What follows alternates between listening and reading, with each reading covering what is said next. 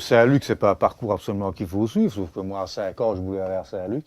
J'ai envoyé un de mes oncles pour voir à quel âge on pouvait y entrer.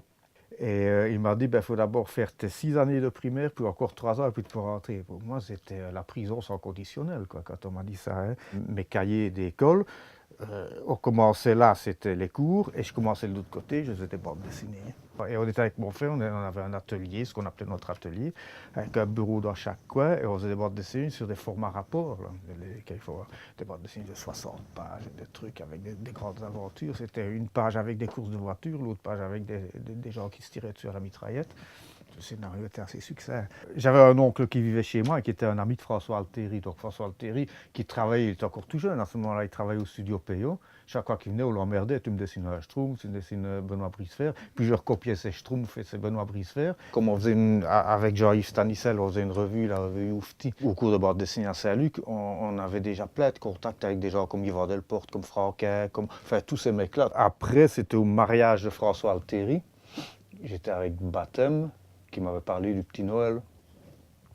Il cherchait un repreneur, donc j'ai fait les premiers essais pour le Petit Noël, et ça a été la première bande dessinée que j'ai sortie. J'ai été travailler aux éditions Le Franc, et là je faisais des adaptations de Sherlock Holmes avec André-Paul Duchâteau, donc ça c'était en 92, quelque part par là. Et j'ai commencé le livre jeunesse alors aussi à ce moment-là à l'école de loisirs.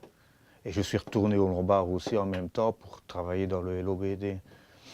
C'était une époque où je sortais 4 albums par an, plus les publications en magazine.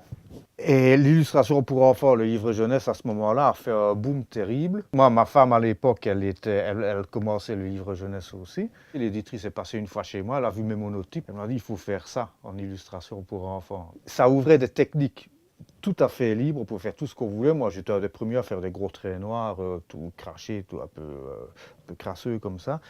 Et tous les thèmes étaient abordables, pour autant qu'on n'oublie pas que ce soit pour les enfants, on pouvait aborder tous les thèmes possibles. Moi, je suis entré à Saint-Luc parce que c'était la BD, c'était la grande époque des rubriques à braque de Gottlieb, etc. Et puis, c'était en 76, on a eu André Dubois qui est venu nous montrer des techniques de monotype. Et alors, j'ai adhéré à ça. Et alors, fin 76, j'ai fait ma première exposition. Et puis j'ai jamais plus arrêté, j'ai fait de la peinture, et puis j'ai commencé de la sculpture en faisant connaissance avec un sculpteur à qui j'avais demandé d'exposer avec moi pour un peu animer la salle. Puis maintenant, depuis 8 ans, avec ma compagne qui est céramiste, j'ai commencé la céramique aussi. Parce qu'il faut varier le plaisir, je ne saurais pas rester à un seul truc. Depuis 40 ans maintenant, des expositions, j'en fais au minimum une par an. C'est même pas électron libre, c'est une question de survie pour moi. Hein. Je sais pas, j'ai jamais trouvé ma satisfaction totale. Si je devais faire que de la bande dessinée, je serais malheureux. On commence à construire des guitares blues, des cigar box guitares, donc avec mon frère. Donc voilà, ce sera peut-être la prochaine chose, la prochaine histoire. On a commencé, nous, avec Didier, mon frère, c'est toujours les mêmes. Hein. En 94, on s'est dit, on va être les derniers dinosaures à ne pas dessiner avec l'ordinateur et pas faire les coloriages par ordinateur. Donc on a acheté des ordinateurs, puis on a été les premiers en fait à faire systématiquement à l'ordinateur. Et quand j'avais présenté mes planches, c'était sur des disquettes. Mais on était les premiers en fin de compte. Et alors au fur et à mesure, maintenant on est avec les tablettes graphiques.